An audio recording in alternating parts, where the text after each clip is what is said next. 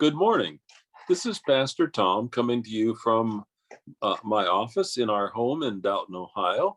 And this is our devotion for Wednesday, March 17th in the year 2020. Today is St. Patrick's Day, so I had to wear my green today in order to appropriately celebrate St. Patrick's Day. I have some Irish in my family line, and so I always like to celebrate in some way a little bit of St. Patrick.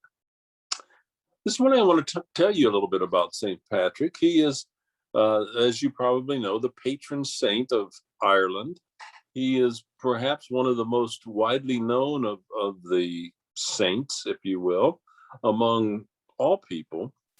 But it's one of the things that I found interesting is the day that we celebrate St. Patrick on St. Patrick's Day, March 17th, represents the day that he died.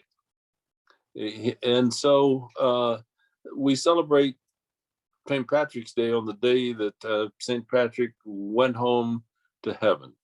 Now, there are many stories about St. Patrick, one of which he banished all the snakes from Ireland, which seems to have no bearing on any truth that people have found. But another interesting thing is that St. Patrick was not Irish. St. Patrick was British. He was born in Great Britain.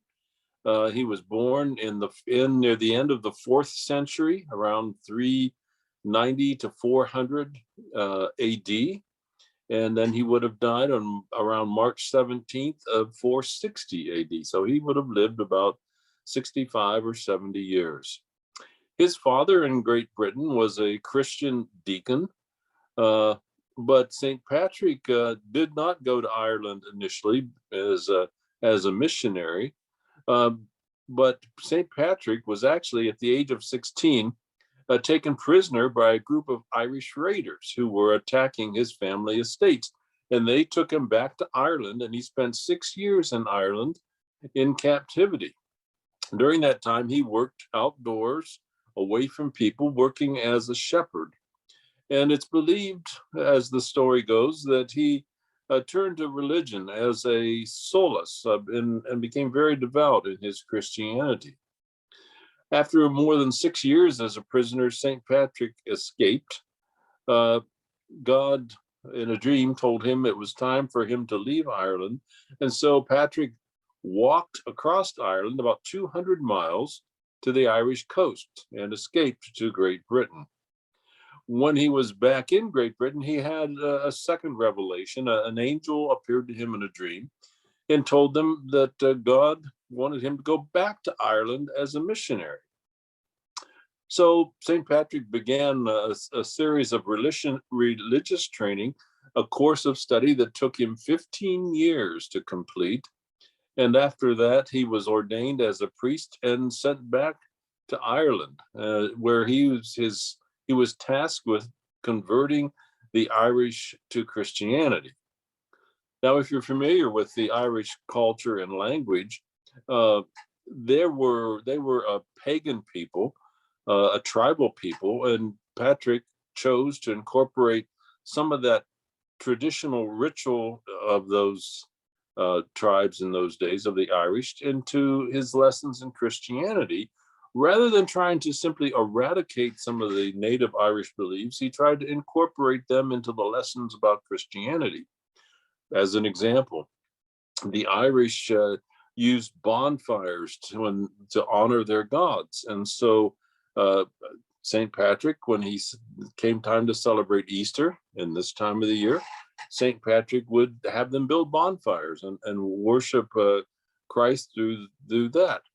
The pagans, Irish people, also had used the sun as a powerful image of nature.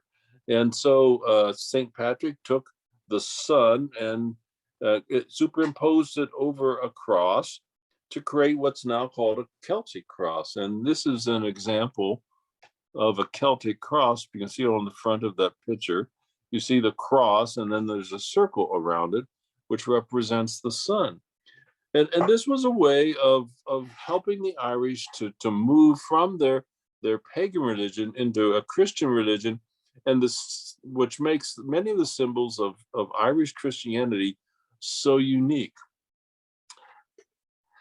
The Irish culture was had a rich tradition of oral legend and myth, and so one of the things that we can see about St. Patrick's life story is that it probably became exaggerated over the year. You might say they added some blarney to it, uh, but it becomes what's very exciting as they remember the St. Patrick's in the in the history of Ireland. Again, St. Patrick is a patron saint of Ireland. He's also the patron saint of engineers. For people like me, who is an engineer, I never realized that until I went to engineering school. But St. Patrick was never made a saint by the Catholic Church officially.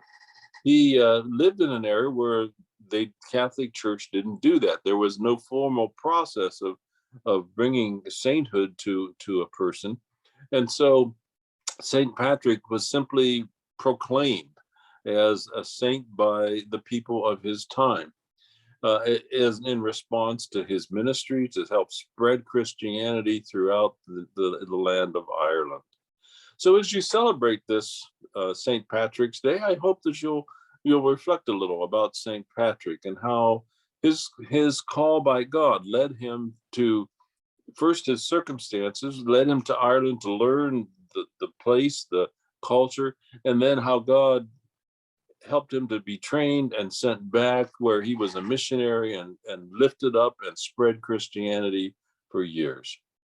I want to close this morning with just a traditional Irish blessing as a celebration of St. Patrick's. May the road rise up to meet you. May the wind always be at your back. May the sun shine warm upon your face, the rains fall soft upon your fields, and until we meet again, may God hold you in the palm of his hand. Nancy Fry, our pianist, will conclude our service this morning with the song, Will You Come and Follow Me?